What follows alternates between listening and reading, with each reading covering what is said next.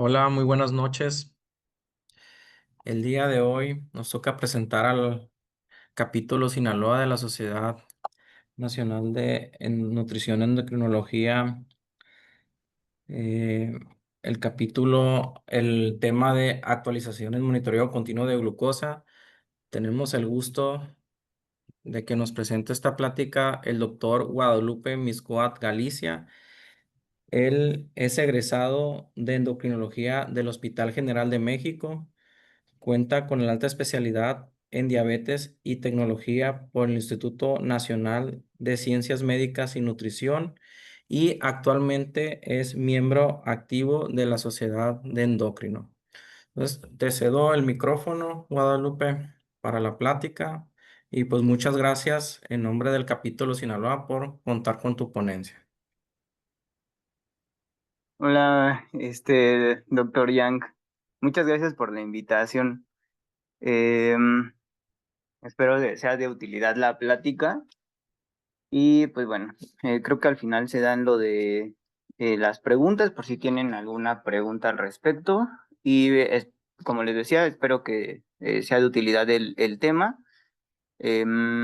Y pues bueno, vamos a comenzar. Entonces, el tema es actualización en monitoreo continuo de glucosa. El doctor ya me presentó, yo soy Guadalupe Mixcoat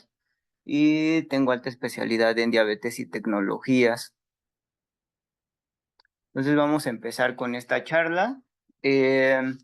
Pues tenemos que inicialmente pues todo el desarrollo de glucómetros, o sea, inicialmente antes de los años 80, 60, pues era muy precario. Inicialmente se hacía solamente con medición con muestras de orina y con tiras reactivas. Ya posteriormente, más o menos entre 1960 y 1970, se introdujo los primeros, pues realmente no tanto glucómetros, porque eran más igual como medición de glucosa con tiras reactivas. Y bueno, de aquí no sé si de ahí salió esto de que las enfermeras le llaman de Strostics, pero bueno, de ahí justamente estas tiras se llamaban así, el sistema de Strostics, y justamente se medía con una gota de sangre,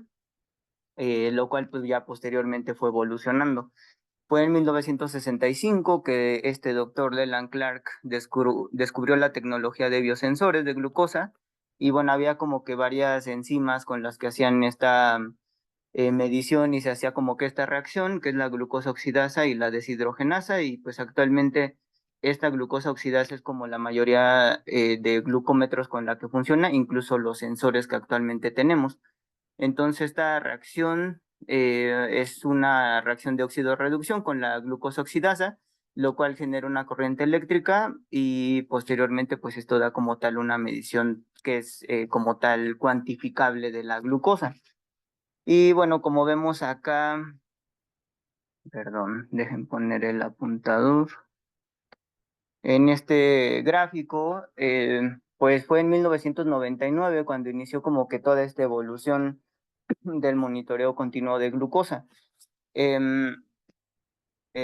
Fue Medtronic justamente los que iniciaron con esta creación de los monitores continuos de glucosa, y justamente en 1999 ellos crearon el primer monitoreo continuo, pero pues bueno, sí era un poquito precario, solamente duraba 72 horas y pues bueno, esa era la utilidad que tenía. Realmente fue como que muy lenta la evolución del monitoreo continuo de glucosa, y ya fue hasta el 2006 que ya empezó como que esta evolución de los sensores, y justamente en 2006 fue que Dexcom, otra empresa, empieza a sacar igual sus monitoreos de glucosa, y pues de ahí, si se dan cuenta, ahí viene toda esta evolución hasta lo que actualmente tenemos. Y justamente, por ejemplo, en la actualidad ya tenemos algunas presentaciones como esto que viene aquí, que es el Stelo, que es de esta empresa que es Dexcom, y por parte de Freestyle hay unos sensores que se llaman Lingo y Río, que ya no justamente es o específicamente para pacientes con diabetes, sino para pacientes que no tienen diabetes o que no utilizan insulina como tal, o que no utilizan ningún tratamiento farmacológico para la diabetes. Entonces, esto ha sido como una evolución que ha ido pues poco a poco, pero pues en los últimos años sí se ve que ha pues tenido bastante auge y pues eso es bueno, pues. Entonces tenemos que el monitoreo continuo de glucosa funciona a través de un sensor, que es lo que vemos acá, el cual inserta un pequeño filamento que es flexible y bueno, este tiene un biosensor aquí en la punta, que es lo que entra ahí debajo de la piel y que queda teóricamente en el líquido intersticial y justamente es ahí donde mide la glucosa. Entonces, el problema aquí es que justamente como vemos en la imagen, está el capilar y después de que difunde la glucosa pues sí, justamente las moléculas de glucosa, y hasta que llegan a este biosensor es cuando se hace como esa reacción y es cuando ya se da la medición de glucosa. Y bueno, es por esa la razón de que pues la medición de la glucosa capilar no es exactamente la misma de la que tenemos en ese momento en el sensor, sino que hay como cierto retraso entre lo que está midiendo el sensor y lo que realmente está a nivel capilar. Pero bueno, eso es a lo que le llamamos retraso fisiológico y eso es lo que tenemos que tomar en cuenta. A lo mejor esto sí es un poquito, digamos, problemático, sobre todo cuando hay cambios de glucosa bastante importantes o un paciente tiene fluctuaciones, no sé, que de repente eh, tuvo un problema y tiene una hipoglucemia así bastante importante y tiene un bajón así, o sea, que es abrupto, pues ahí sí es un poquito difícil fiarnos de un sensor porque pues obviamente la glucosa que se está midiendo en ese momento pues no es la que está midiendo el sensor por ese retraso que les estoy comentando. Entonces, por esta razón, el manejo concomitante con toma de glucosa capilar, pues sí, siempre tiene que ser considerado justamente cuando hay cambios importantes de la glucosa, tanto en hiper como en hipoglucemia. El monitoreo continuo de glucosa provee lecturas de glucosa en tiempo real, lo cual permite identificar patrones, tendencias y fluctuaciones del paciente, tanto en el día como en la noche. Y bueno, esto nos ayuda a tomar ciertas decisiones con mayor precisión, porque justamente, pues, hasta antes, cuando teníamos, por ejemplo, solamente toma de laboratorios con glucosa en ayuno, o el uso de glucómetros que anteriormente se utilizaba, pues bueno, o sea, no teníamos justamente esas tomas tan continuas o tan seriadas de glucosa, sino hasta que pues tenían que volver a funcionar para tomar esa muestra. Entonces, pues bueno, una ventaja que tienen estas nuevas mediciones con los sensores de glucosa es que pues también tiene algo que se llaman flechas de tendencia. Entonces, justamente, por ejemplo, cuando empezamos a ver cierta tendencia o que la lectura dice que si hay como cierta predisposición a que el paciente está con esa tendencia a subir su glucosa o a bajar, pues con eso podríamos como tener cierta prevención de que no haya esas complicaciones agudas de la diabetes, que serían hiper o hipoglucemia. Em, y justamente, por ejemplo, algo de lo que mencionan algunos autores es lo que les mencionaba previamente, que si hay cambios bruscos en la glucosa, tal vez estas flechas de tendencias podrían ayudarnos un poquito en saber exactamente cómo se está comportando la glucosa. Entonces, de repente eso nos ayuda, pero como les decía, pues sí, como que la toma de glucosa capilar es algo importante. Ahora, tenemos dos tipos de sensores de glucosa. Están el monitoreo en tiempo real y el escaneo intermitente. Digo, aquí en nuestro país, pues sí está como muy limitado em, la disponibilidad de sensores de glucosa y sí hay en tiempo real, están estos sensores Guardián de Medtronic y Freestyle que tiene su Freestyle libre y justamente este sensor de glucosa es de escaneo intermitente. Entonces no tenemos como tantas opciones, pero bueno, sí al menos tenemos como que ciertas versiones de estos dos tipos de monitoreo. Y bueno, las diferencias es justamente como lo dice aquí, el tiempo real es que en el tiempo real, pues el sensor ya está mandando o transmitiendo señales a alguna aplicación de algún teléfono móvil y ya te está dando pues alarmas o te está mandando continuamente la medición en ese tiempo real, pues. Mientras que el escaneo intermitente, pues bueno, aquí la desventaja es que pues el paciente tiene que estar escaneando que les digo, pues la presentación más común es el freestyle y pues el paciente tiene que estar escaneando sobre todo a nivel del antebrazo, que es en donde se coloca ese sensor. Ahora, eh, ¿por qué es importante esto del monitoreo continuo de glucosa? Es importante porque justamente antes pues teníamos muy limitado, como les decía, la medición de la glucosa y ver realmente el comportamiento de la glucosa y fluctuaciones día a día de la glucosa de un paciente. Y pues bueno, esto ya lo hemos visto en muchas charlas, que pues la hemoglobina glucosilada tiene muchas caras. Y desafortunadamente, por ejemplo, tal cual se ve en este gráfico, tanto un paciente que pueda tener tanto una variabilidad muy importante con hipoglucemias o hiperglucemias y de repente en cierto momento sí estar con unos niveles de glucosa en rango, te puede dar una hemoglobina glucosilada en 7%. Igual, lo mismo que un paciente que de repente no tiene tanto esas fluctuaciones. Entonces, justamente por eso es importante el monitoreo continuo de glucosa, porque pues sí vamos a poder ver justamente esas fluctuaciones en cada momento y ver en qué puntos hay esas bajas o subidas de glucosa.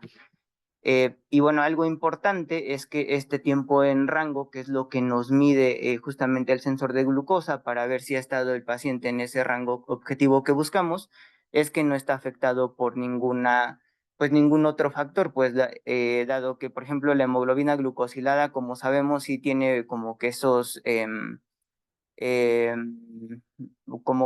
esos peros, pues de que, por ejemplo, si el paciente tiene anemia, si hay una hemoglobinopatía,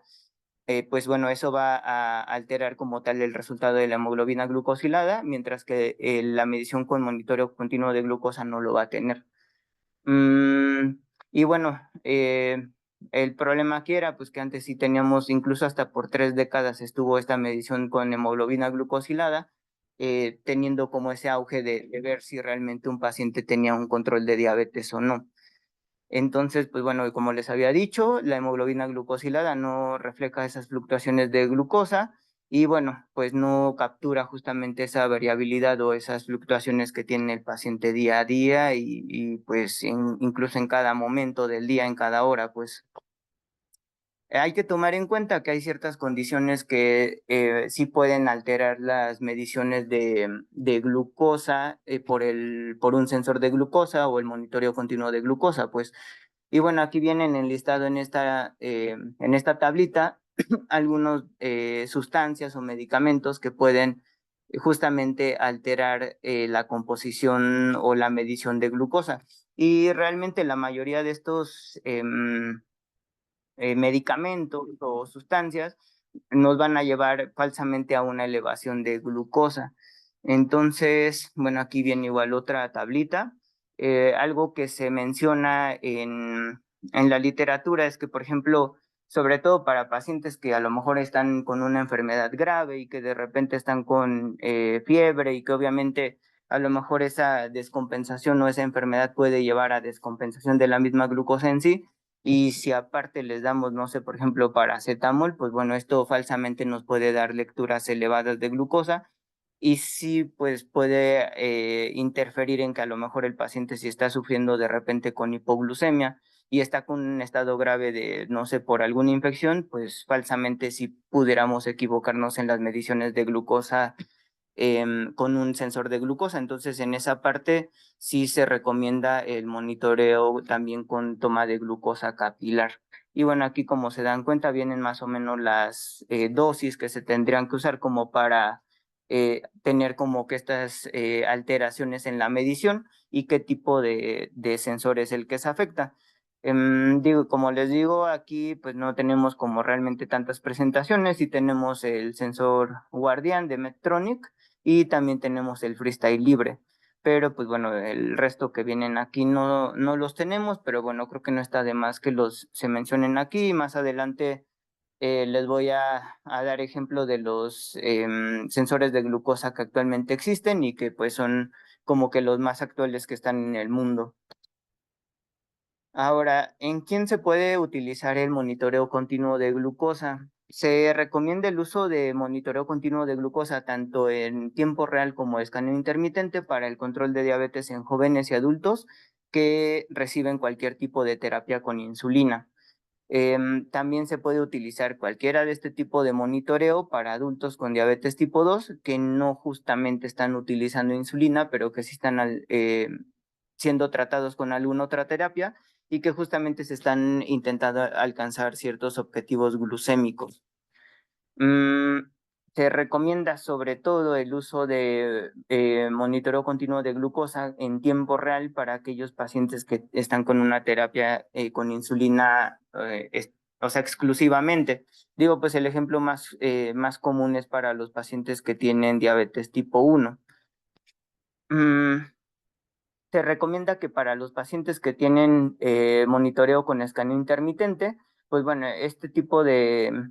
monitoreo, pues sí se debe de decir al paciente que al menos cada 8 horas se debe de estar escaneando, dado que después de 8 horas, pues el sensor ya no guarda información y obviamente ya no va a aparecer en nuestros gráficos que nosotros vemos en los reportes del monitoreo de glucosa. Entonces, pues mínimo cada 8 horas es el espacio que debe de dejar a lo máximo el paciente para estarse escaneando. Pero pues también hay que recordarle al paciente que si ya está utilizando este tipo de tecnología y aparte por el costo que tiene, pues bueno, intentar que sea lo más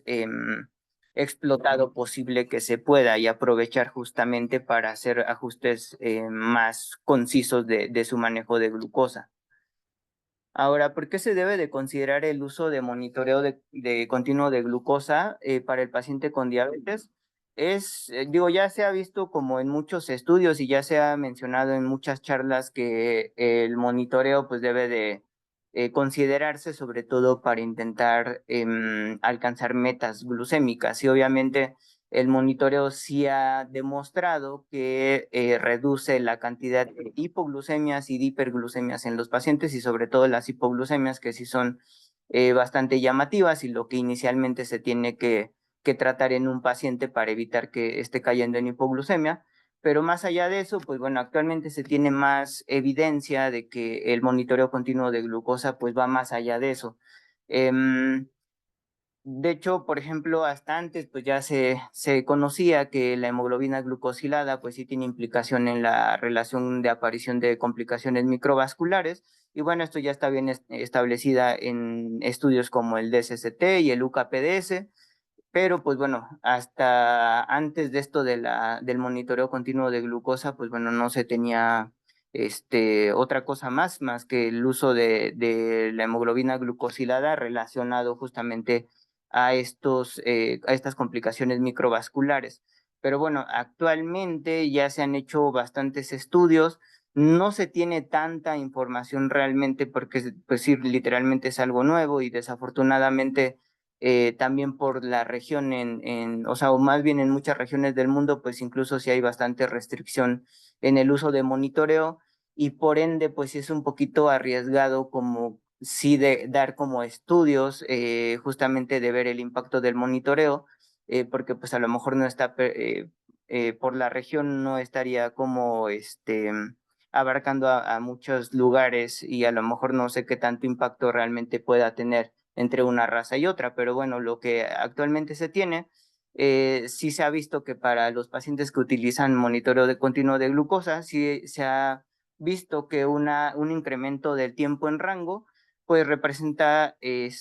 un cambio también en hemoglobina glucosilada, específicamente un aumento del 10% del tiempo en rango pudiera equivaler a una reducción del 0,5% de hemoglobina glucosilada y algunos autores incluso han dicho que hasta 0,8%.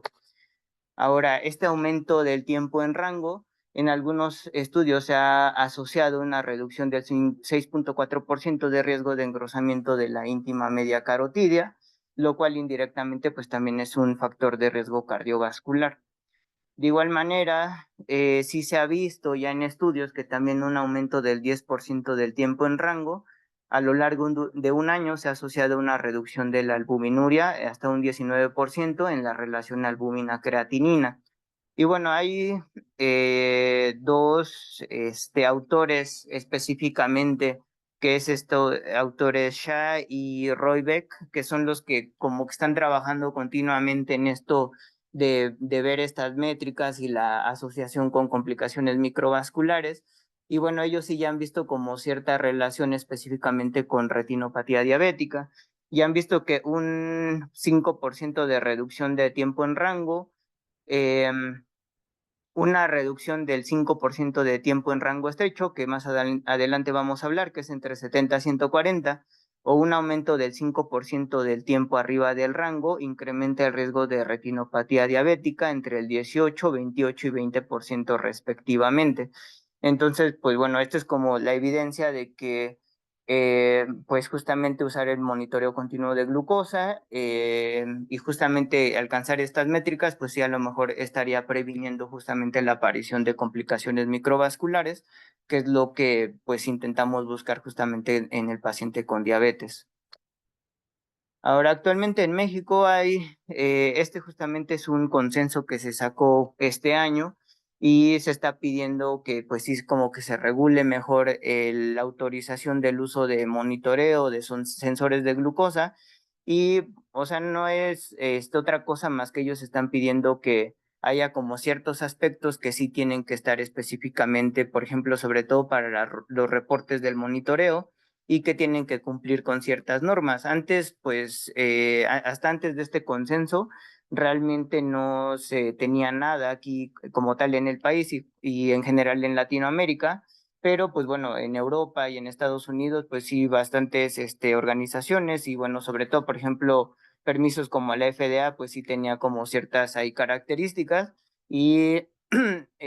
pues de ahí se sacó como que este consenso, entonces digo, desafortunadamente tampoco tenemos como varias opciones aquí como para restringir más, pero al menos de las opciones que tenemos como el freestyle, pues bueno, sí cumple más o menos con estas características que ellos piden, sobre todo para ver los reportes del monitoreo continuo de glucosa. Ahora, ¿cómo vamos a hacer la interpretación de datos? Hay un artículo, un consenso latinoamericano igual que recientemente salió este año. Yo creo que bastante interesante porque hasta antes, por ejemplo, para siempre que leías algo relacionado a monitoreo continuo de glucosa, era más como que ver las metas y a lo mejor tú ibas como que leyendo cierta parte o ciertos consensos y como que uno tiene que irlo como que relacionando a lo que tú ves en la práctica clínica, pero la verdad es que en este consenso que se hizo este año está bastante interesante porque sí es como muy puntual y muy práctico en cómo ellos te exponen en 6 pasos de cómo tienes que ver el monitoreo y sobre todo qué acciones tienes que tomar para hacer correcciones de acuerdo a lo que tú estás observando en el monitoreo de glucosa. Entonces, el primer paso que ellos sugieren es interpretar los datos del monitoreo continuo de glucosa y ver exactamente el escenario clínico en el que te estás encontrando. Y sobre todo, pues se refieren más pues, a ver exactamente las características del paciente y ver qué tipo de diabetes estás tratando, porque digo, obviamente esto es importante, sobre todo para ver si es un paciente, por ejemplo, con diabetes tipo 1 que está utilizando un basal bolo, a diferencia de un paciente con diabetes tipo 2 que incluso pudiera solamente estar utilizando medicación oral. Y pues a lo mejor tener como igual observación de ver ciertos grupos que requieren como cierta atención especial y que obviamente también porque las métricas o las metas que vamos a tener que alcanzar son diferentes, sobre todo para pacientes embarazadas o pacientes geriátricos, que más adelante vamos a ver las métricas que se intentan alcanzar. Ahora, otro paso que tenemos que ver para la lectura del monitoreo continuo de glucosa es ver la suficiencia de datos. Y bueno, esto supongo que si ya han visto una hoja del reporte del monitoreo continuo de glucosa, da perfil ambulatorio de glucosa en la primera página y ahí se ve justamente si hay suficiencia de datos o no. Y bueno, lo que desde siempre se ha mencionado es que se considera que hay suficientes datos si el sensor se ha utilizado más del 70% del tiempo. Algunos autores mencionan que, por ejemplo, para marcas como Freestyle, con 10 días de que el paciente lo esté utilizando realmente bien, aunque los últimos 4 no, con eso pudiera ser suficiente y de hecho cumpliría el 70% del tiempo del uso del sensor que se necesita. Ahora, también hay que tomar en cuenta que pues no justamente vamos a esperar hasta los 14 días para revisar ese monitoreo continuo de glucosa, dado que, por ejemplo, en situaciones específicas como la hipoglucemia, pues idealmente si tienes tú a un paciente que lo estás monitoreando y que tú puedes estarlo viendo desde tu plataforma, que en este caso de Freestyle es LibreView, pues sería importante estarlo revisando pues reportes diarios y justamente para tomar decisiones terapéuticas y evitar esas hipoglucemias si es que logras notar algún patrón en específico o algún horario en específico en el que está apareciendo ese problema. Y pues bueno, aquí en este ejemplo, si se dan cuenta, por ejemplo, este paciente tenía una suficiencia de datos adecuada y cumplía hasta un 96%. Ahora, otro paso que se tiene que seguir en esta revisión del monitoreo de continuo de glucosa es definir definición de informes y métricas para la interpretación del monitoreo continuo de glucosa. Y pues bueno, para ver realmente si se están llegando a estas métricas e interpretarlo en el monitoreo continuo de glucosa, pues bueno, como les dije, en el informe que se despliega del monitoreo, pues tenemos que ir a esta parte del perfil ambulatorio de glucosa. Y bueno, ahí vamos a ver más o menos, ahorita más adelante vamos a ver algunos ejemplos de cómo se puede ver ese patrón o si identificamos algunos patrones y posteriormente qué sugerencias se dan para poder intentar cambiar o corregir esas alteraciones que se ven. Y bueno, ahí tenemos que observar justamente patrones de glucosa, incluso lo podemos ver de manera instantánea, podemos ver registros diarios que se despliegan más adelante del informe, y también se puede ver como tal el resumen semanal y ver justamente si, por ejemplo, durante los alimentos en el reporte diario, si hay alguna alteración que se está dando, si hay, por ejemplo, hiper o hipoglucemia después de los alimentos. Y se sugiere que las métricas clave para interpretar justamente el monitoreo continuo de glucosa, pues van a ser estas que ya conocemos, que es el tiempo en rango, el tiempo arriba del rango, perdón, el tiempo bajo el rango, el tiempo arriba del rango, el coeficiente de variación y el indicador de glucosa. Ahora, vamos a ahondar un poquito más adelante sobre el tiempo en rango y el resto de tiempo bajo el rango y arriba del rango. No hay mucha información aún sobre la variabilidad glucémica y el indicador de glucosa, pero pues bueno, como sabemos, por ejemplo, para los pacientes que marcan un coeficiente de variación o variabilidad glucémica arriba del 36%, pues sí tenemos que poner atención a los pacientes, dado que tienen bastante riesgo de que desarrollen hipoglucemia. Y con el indicador de glucosa, pues bueno, más o menos en promedio vamos a ver qué tanto de glucosa han tenido y ya medido en una fórmula que ya tiene integrado el sensor, pues nos va a dar más o menos el aproximado que tiene el paciente, más o menos similar a la hemoglobina glucosilada medida. Ahora, algunos autores mencionan que este GMI o indicador de medidor de glucosa a lo mejor tendría mucha más ventaja sobre la hemoglobina glucosilada, que teóricamente es como que similar, pero pues al final de cuentas no es lo mismo por la forma en cómo se extrae la información. Pero pues bueno, en los pacientes que se miden con sensor, a lo mejor si se trata, por ejemplo, de un paciente que tiene enfermedad renal, pues tiene bastante eh, ventaja, dado que, por ejemplo, si es un paciente que ya tiene enfermedad renal crónica o está utilizando alguna terapia para mejorar anemia, pues a lo mejor ahí la hemoglobina glucosilada como tal, la convencional que usamos, pues no es una medida fiable realmente. Ahora, aquí vienen las métricas que vamos a estar buscando y el tiempo en rango. El tiempo va a ser, es el tiempo que está definido como una glucosa entre 70 a 180.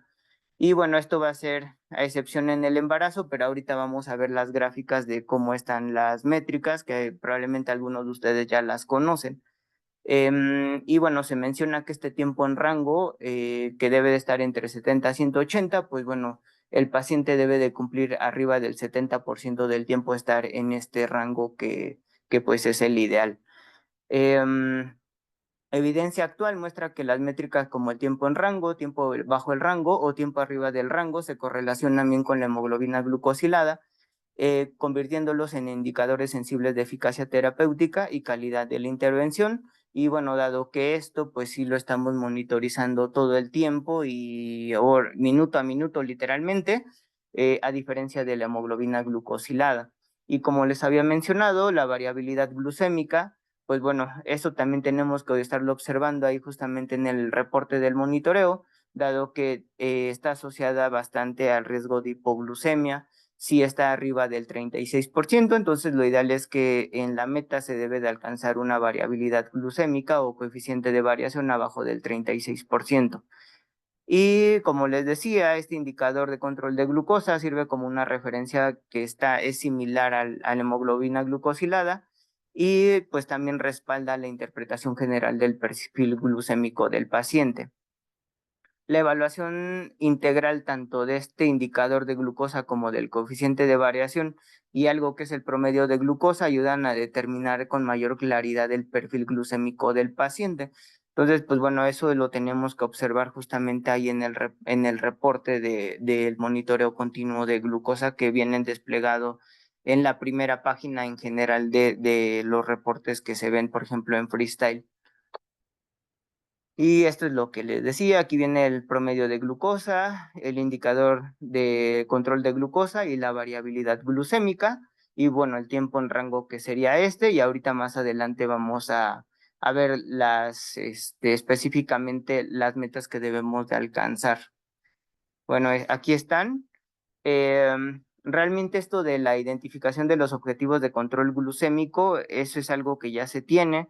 No, o sea, esto no ha cambiado desde el 2019, desde que sacó este consenso de tiempo en rango, pues realmente no ha tenido ningún cambio. Y estas son las metas de control glucémico que tenemos que alcanzar en general, por ejemplo, para pacientes tanto tipo 1 como tipo 2. Idealmente, pues se tiene que alcanzar un tiempo en rango arriba del 70%, que sería entre 70 a 180, y un tiempo arriba del rango abajo del 25%, que es arriba de 180, y abajo del 5% arriba de 250 miligramos de cilitro de glucosa, y alcanzar un tiempo bajo el rango abajo, perdón, del 4% cuando esté abajo de 70 y menos del 1% abajo de 54 miligramos de cilitro. Y bueno, este es en general las metas que debemos de alcanzar, pero como les mencionaba, sí, justamente por eso debemos de identificar a qué tipo de paciente estamos tratando, dado que si tenemos a un paciente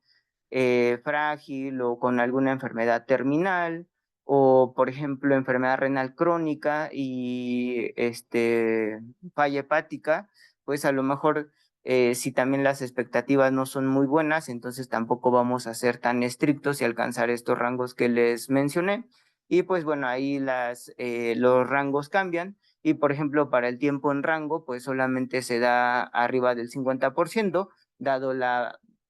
alta probabilidad de estos pacientes de desarrollar hipoglucemia. Y bueno, incluso es más permisivo que arriba de 180 miligramos de cilitro esté todavía abajo del 50% y menos del 10% arriba de 250. Y si se dan cuenta, pues aquí incluso hasta 70 menos del 1%. Entonces, pues aquí sí es menos estricto, justamente por lo que les mencionaba, el riesgo de hipoglucemia de estos pacientes. Y bueno, es diferente para las pacientes embarazadas. Por ejemplo, para las pacientes con diabetes tipo 1, que sí ya se tienen como ciertos estudios que respaldan justamente estas métricas, se dice que arriba del 70% del tiempo en rango deben de estar entre 63 a 140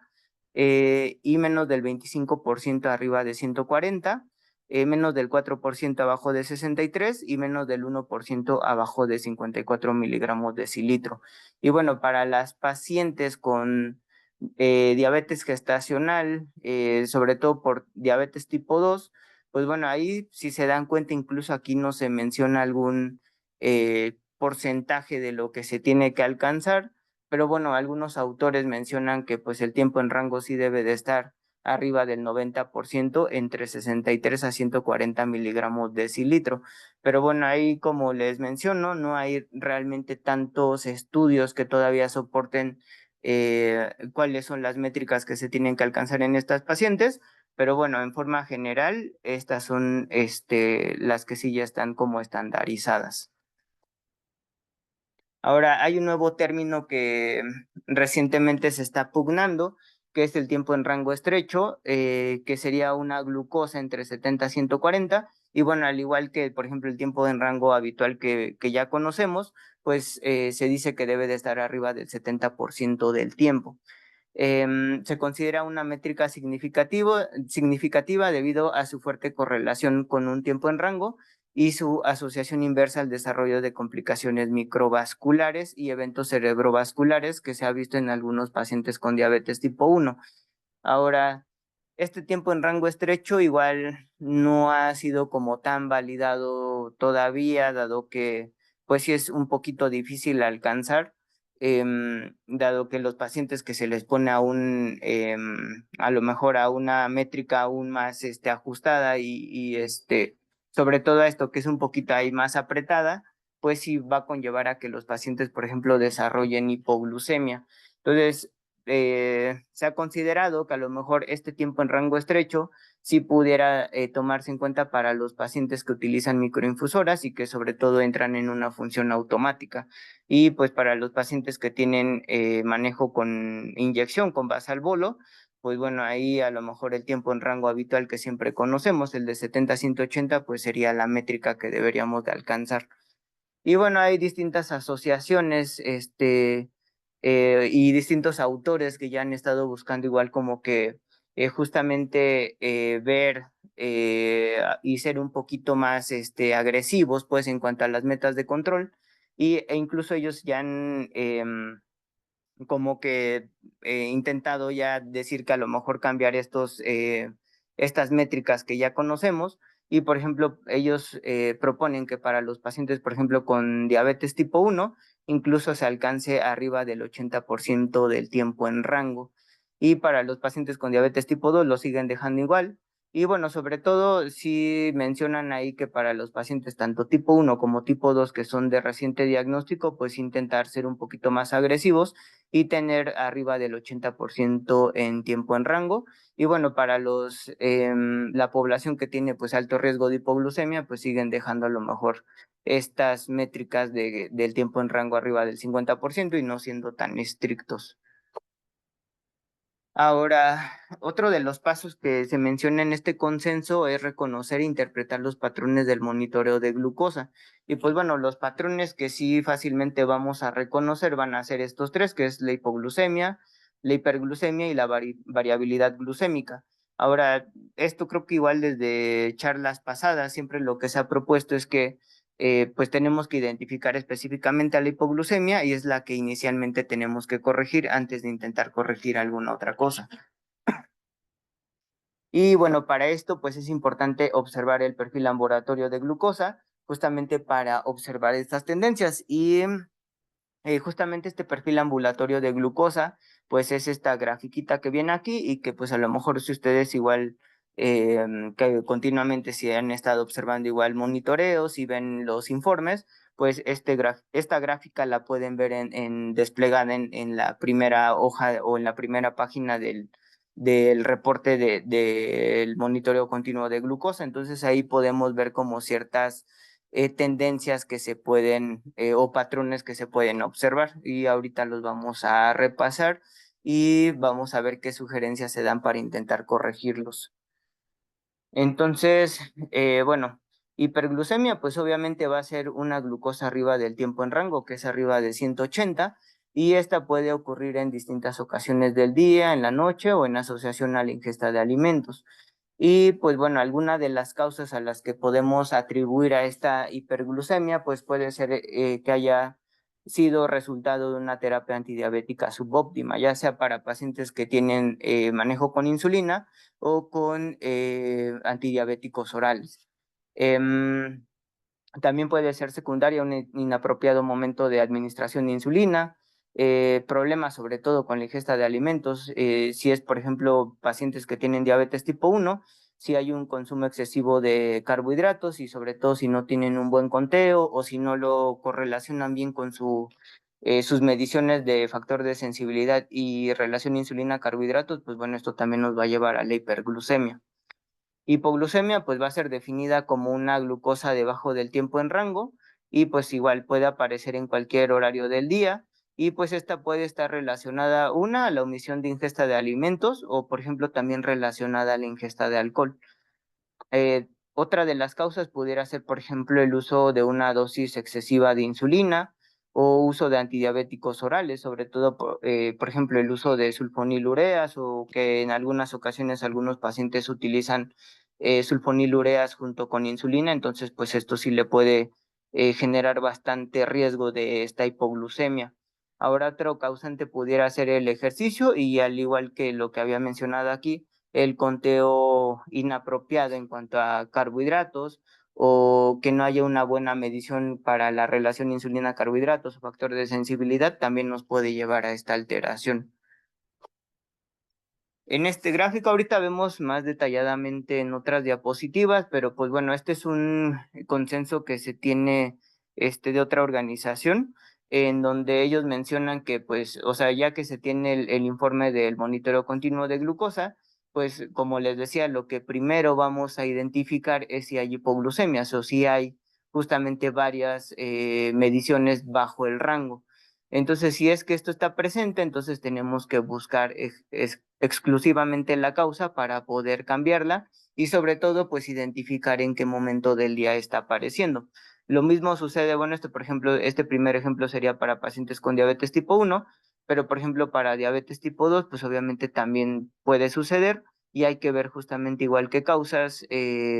o qué es lo que se está relacionando con la aparición de esta hipoglucemia o este tiempo bajo el rango para posteriormente poder hacer justamente ajustes en el tratamiento, tanto para pacientes con diabetes tipo 1 y en este caso para diabetes tipo 2. Ahora aquí está los ejemplos de patrones glucémicos que podemos identificar en los pacientes. Y por ejemplo tenemos este primero que es la hiperglucemia nocturna inicialmente, pero posteriormente en la mañana hipoglucemia.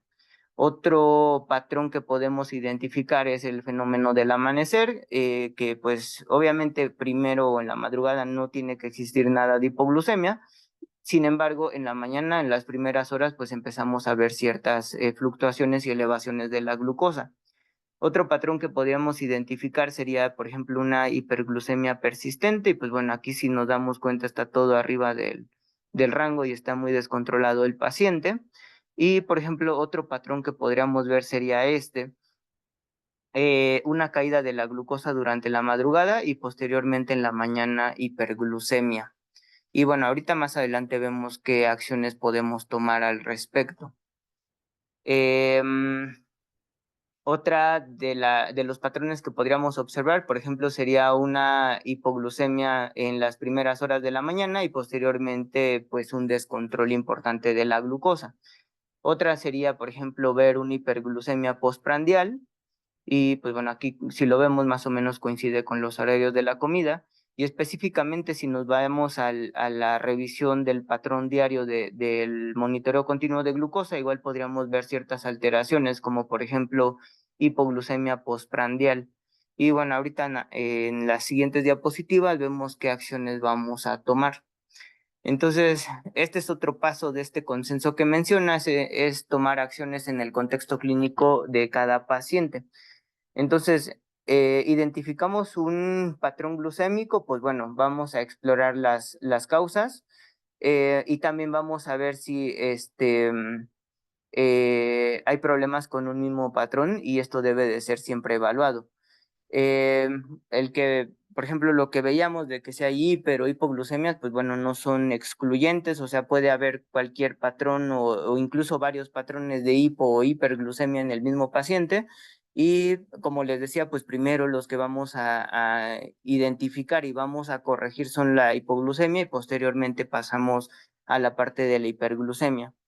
Es importante tomar en cuenta que antes de hacer como tal ajustes, no vamos a hacer el ajuste de acuerdo a lo que estamos observando directamente en la alteración o en el patrón que estamos viendo. Se recomienda que veamos realmente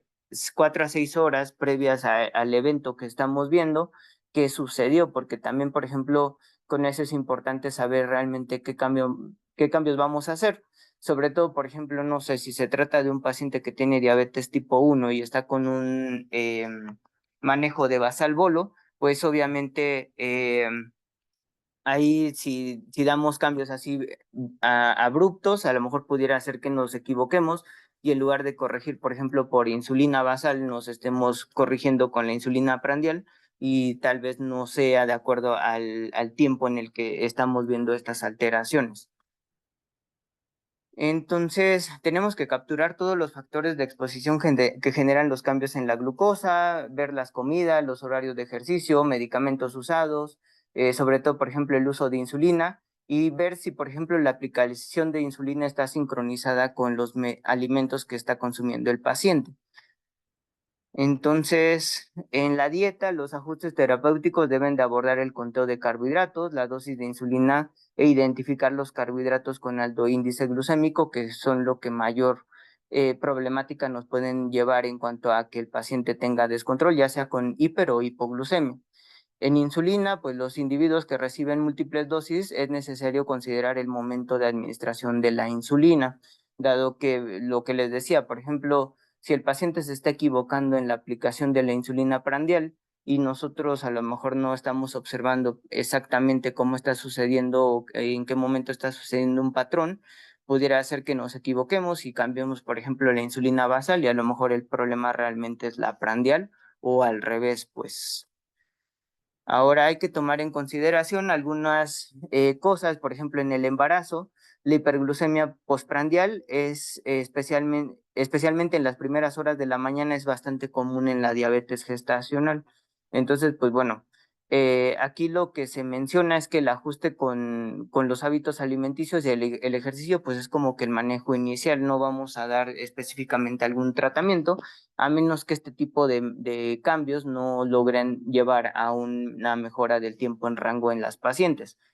Otro factor que tenemos que considerar es que el uso de glucocorticoides para la maduración pulmonar también nos van a llevar hiperglucemia y sobre todo en el postprandio. Entonces esto pues a lo mejor sí tenemos que indagar en las pacientes específicamente.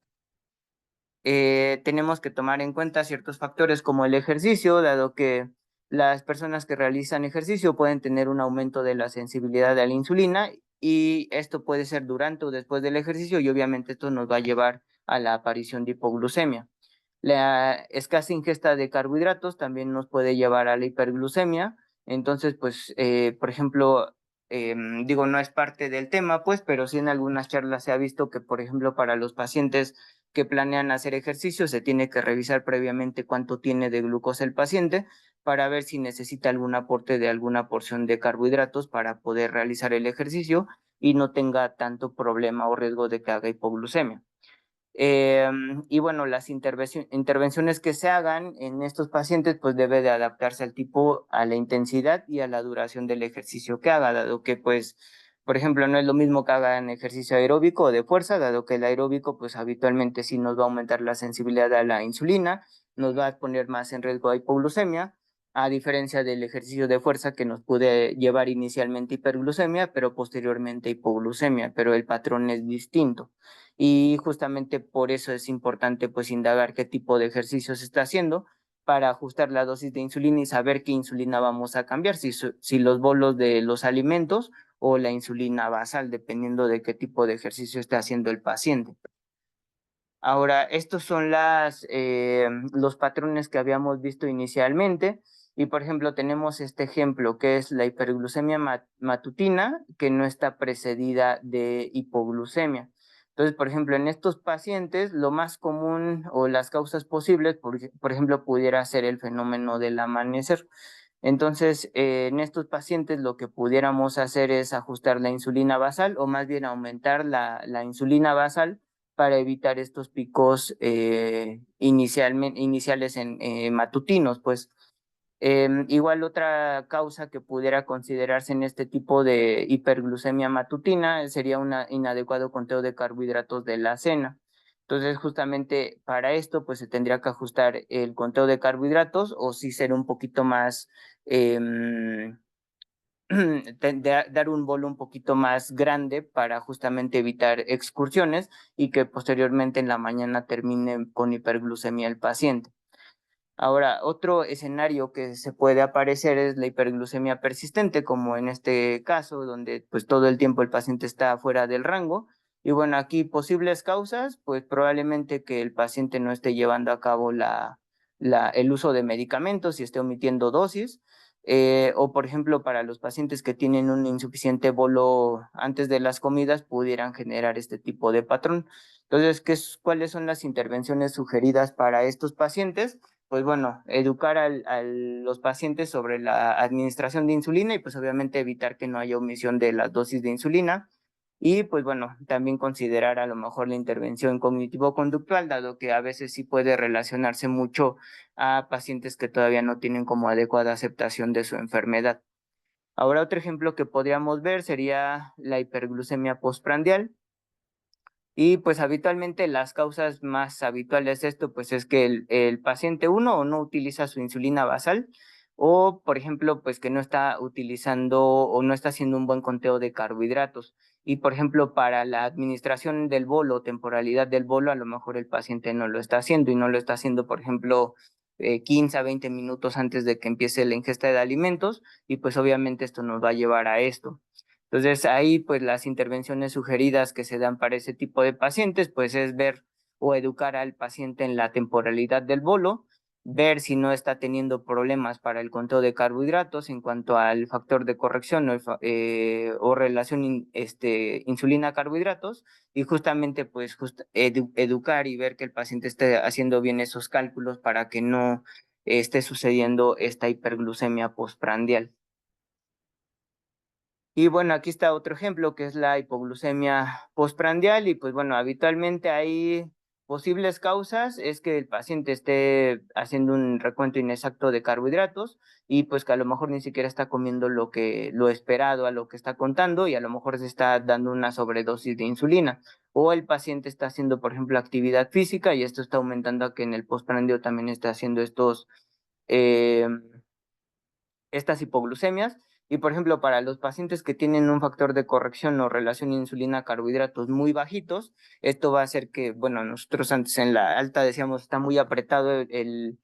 factor de sensibilidad o la relación insulina-carbohidratos y por ende esto va a dar un bolo más alto. Entonces ahí a lo mejor hay que ver exactamente cómo están estas dos cuestiones, sino para pues más o menos emparejarlos o hacer un reconteo de acuerdo a lo que se sugiere para esto de relación insulina-carbohidratos y factor de corrección y volver a hacer como un cálculo de acuerdo a la dosis que le toca al paciente. Y bueno, las intervenciones sugeridas, pues justamente es eso, educación en el control de carbohidratos y ajuste tanto de la relación insulina-carbohidratos como del factor de corrección. Y pues bueno, que el paciente sí esté seguro de que los alimentos que va a consumir sean los que él está considerando o tomando en cuenta para la administración de la insulina. Y bueno, a lo mejor otra cosa, en el peor de los casos, que el paciente sí está haciendo las cosas bien, pues sería reducir la dosis de insulina que se está aplicando. Ahora, otro patrón que podríamos identificar sería el paciente que tiene una caída nocturna de la glucosa y posteriormente un rebote matutino. Y bueno, esto es muy común en algo que ya conocemos, que es el efecto Somogy, y pues habitualmente lo que se sugiere en la intervención sería reducir la insulina basal, justamente para que no sea tan agresivo, no cause hipoglucemia por la madrugada y posteriormente cause el rebote en la mañana. Y bueno, ya por último tenemos los ejemplos de los monitoreos continuos de glucosa actuales que se tienen. Desafortunadamente de los que ahorita les voy a exponer ninguno lo tenemos aquí en el país, pero pues bueno, creo que no está de más conocer y saber que esto es como lo que se tiene actualmente en el mundo y pues que son como que lo mejor y que ahorita está en auge. Tenemos en este ejemplo al Dexcom G7, que es un monitoreo en tiempo real. Y pues bueno, a diferencia de a lo mejor de lo que nosotros conocemos, este sensor de glucosa solamente dura 10 días. Y bueno, una ventaja que tiene este tipo de tecnologías es que este sensor se puede comunicar o se puede utilizar con muchas bombas de insulina. Entonces, eso es bastante bueno, pues, porque tiene mucha utilidad. Y pues bueno, en cuanto a efectividad o algo que se conoce como MART para ver la exactitud de este dispositivo, la verdad es que es bastante bueno y está abajo del 8%. Entonces es un buen dispositivo, pero pues les digo, aquí no lo tenemos. Y por ejemplo, aquí en México sí tenemos el freestyle libre, pero realmente como que lo más actual que tiene esta empresa es el freestyle libre 3, el cual sí es un monitoreo en tiempo real. Eh, a diferencia, por ejemplo, de lo que nosotros conocemos, este ya tiene incluso hasta 15 días de duración. Y bueno, igual otra ventaja más o menos que tiene es que este sensor igual se puede comunicar o integrar a este páncreas biónico que es el iLet. Entonces, pues bueno, esto ya es bueno, dado que, por ejemplo, el freestyle que nosotros conocemos realmente no se puede comunicar con ninguna bomba, a menos que los pacientes hackeen el sensor y puedan hacer que esto pueda añadirse a algún transmisor y poder como tal comunicarse a una bomba, pero realmente el sensor que nosotros tenemos, pues bueno, no tiene esa facilidad para integrarse con alguna bomba de insulina. Y bueno, Medtronic en Europa y en Estados Unidos sí tiene este sensor que es el Simplera, que a diferencia de los Guardianes que aquí tenemos en México, si se dan cuenta, el Simplera pues sí está bastante más práctico y cómodo, es un sensor mucho más pequeño y la diferencia es que bueno, más bien sigue siendo en tiempo real, pero la diferencia es que este ya no necesita calibraciones, igual que los anteriores que les mencioné. Sin embargo, pues a lo mejor sigue teniendo esa desventaja de que el tiempo de uso es un poquito menor, tiene 7 días. Y bueno, este Simplera, pues obviamente Medtronic también tiene sus propias bombas y este Simplera se puede conectar a una bomba que es la 780, que actualmente en el país sí ya la tenemos, pero pues bueno, el Simplera no lo tenemos todavía aquí. Y bueno, otro ejemplo de sensor de glucosa es este Versense 365. A diferencia de lo que nosotros conocemos, este no es un sensor que se inserta nada más en el líquido intersticial. Bueno, sí se inserta en el líquido intersticial, pero este es transcutáneo, entonces se tiene que meter el dispositivo abajo de la piel y encima se tiene que poner este transmisor y ya es como este transmisor se está comunicando continuamente con una aplicación del teléfono y ya está enviando directamente la señal de la glucosa que tiene el paciente. Y pues bueno, justamente es 365, dado que su duración es de un año. Desventajas que yo vi más o menos leyendo las características de este sensor es que pues se tiene que cambiar a diario este transmisor, entonces la verdad desconozco cuánto vale, pero pues, viéndolo de esa manera de cambiarlo a diario, pues creo que sí es bastante caro. Y bueno, una ventaja que tiene este sensor es que ya se va a integrar a una bomba que recientemente se sacó, que es esta Twist, que a diferencia de las bombas que comercialmente conocemos, Twist tiene un algoritmo que es de una compañía que se llama Tidepool, que inicialmente era una de las compañías que tenía código abierto y que cualquier paciente que no quería utilizar una bomba comercial usaba, pero bueno, Tidepool ya, digamos que también tiene como cierto prestigio, dado que también ya está regulada por FDA y entonces pues de ahí se sacó esta bomba y es mucho más exacta, dado que a diferencia de las otras bombas, con Twist puedes hacer como las métricas que quieres alcanzar un poquito más estrechas y eso es bastante bueno. Y bueno, aquí ya esto lo dejo, ya no lo voy a leer del todo, dado que ya lo explicamos un poquito. Y aquí viene, por ejemplo, la explicación de algunos de los sistemas de monitoreo continuo de glucosa, las características, el tiempo de días que se puede utilizar y también, por ejemplo, qué sustancias pudieran interferir para eh,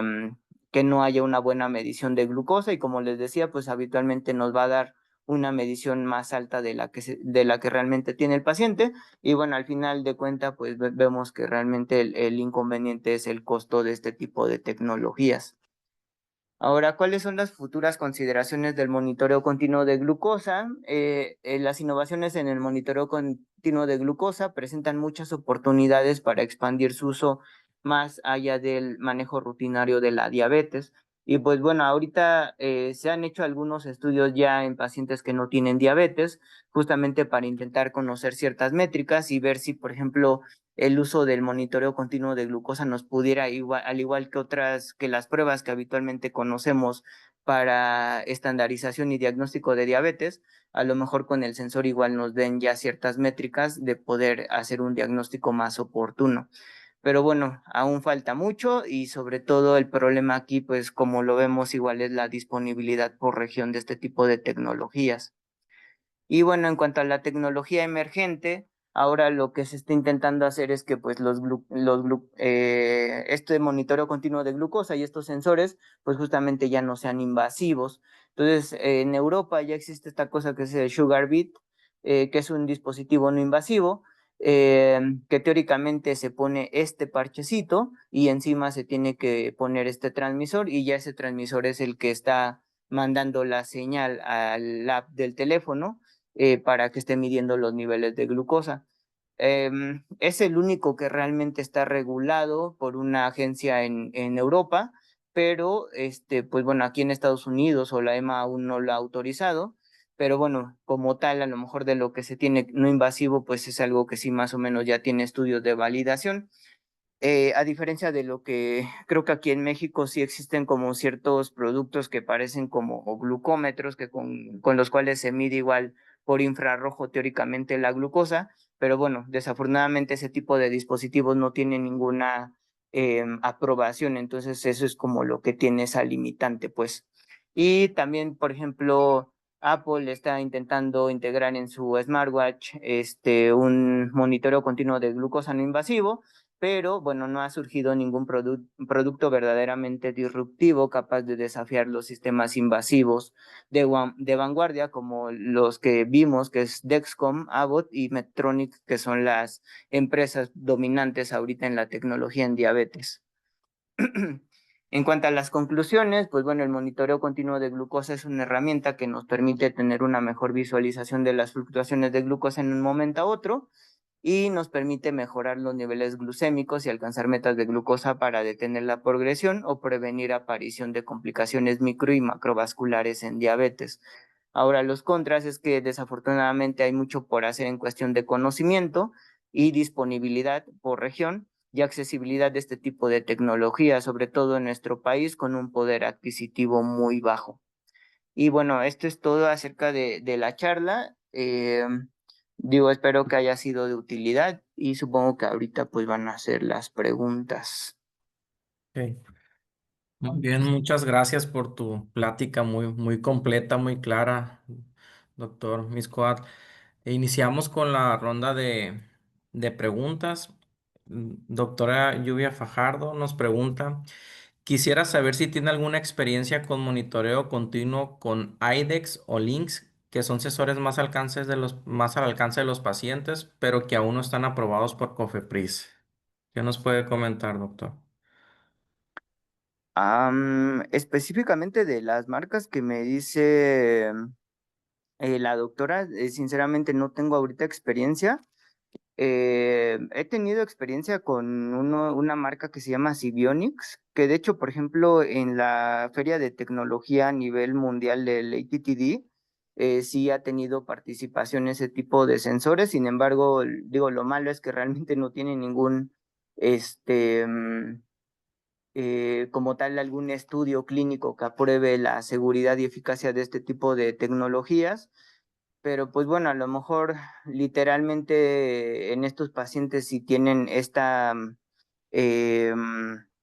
disponibilidad en cuanto a que puedan adquirir ese tipo de sensores. Y si, por ejemplo, lo van correlacionando un poquito con ciertas tomas de glucosa capilar y si lo correlacionan también con hemoglobina glucosilada y coinciden que tienen un buen control, pues a lo mejor siempre es como que tener a la mano y aprovechar ese tipo de tecnologías. O sea, la verdad es que sería un poquito cerrado decir que no se utilicen y solamente sí como intentar ver que sí cumplan con ciertos estándares de, por ejemplo, de lo que les mencioné, ver si en sus informes de este tipo de sensores muestran justamente que viene el tiempo en rango, la variabilidad glucémica, el indicador de glucosa, la glucosa promedio, y si viene el tiempo activo del sensor y si cumple con esto, pues a lo mejor sí es una muy buena opción para utilizar y si están al alcance del uso de los pacientes, pues bueno, hay que aprovecharlo. Ok, yo tengo una pregunta, Doc. Se ha comentado de la relación que hay el coeficiente de variabilidad glucémica y la relación con las hipoglucemias.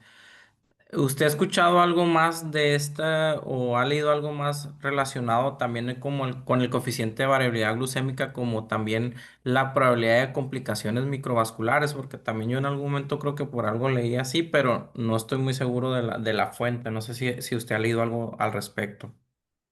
Am, pues específicamente, ahorita, por ejemplo, igual de la revisión que hice, no hay una relación así directa del coeficiente de variación Ujú. para el desarrollo de complicaciones microvasculares. Pero, por ejemplo, digo, a lo mejor si lo tenemos por lo que ya conocemos del control de glucosa y conocemos que las hipoglucemias sí tienen bastante impacto, sobre todo por esa variabilidad que hay en un paciente y daño sobre todo en placas que ya tienen algunos pacientes. Entonces, pues a lo mejor sí cabría pensar que un coeficiente de variación alto con hipoglucemias continuas, pues sí podría relacionarse con complicaciones microvasculares, pero hasta ahorita de lo que yo leí, la verdad es que no encontré una relación directamente del Ok. coeficiente de variación y Ujú. como vimos en las diapositivas previas, lo que sí se tiene es, por ejemplo, la relación de tiempo en rango, tiempo arriba del rango, relacionado con complicaciones microvasculares, sobre todo, por ejemplo, con retinopatía o microalbuminuria. Ok, de acuerdo. ¿Alguien más que tenga alguna pregunta de nuestros oyentes? Pues al parecer que creo que ya son todas las preguntas. A nombre de del capítulo de Sinaloa, te agradecemos mucho por la plática, doctor Miscual. La verdad es que muy, muy completa, muy enriquecedora y te agradecemos mucho el tiempo y también los horarios porque pues aquí ya es una hora más de diferencia, entonces ya estamos trasnochando. Entonces, muchas, muchas gracias y esperamos en alguna próxima volver a contar con tu participación. Muy amable por el tiempo. Ah, sin problema, y gracias por la invitación, y con gusto. Dale. Que tengan muy buena noche a todos. Hasta luego. Hasta luego.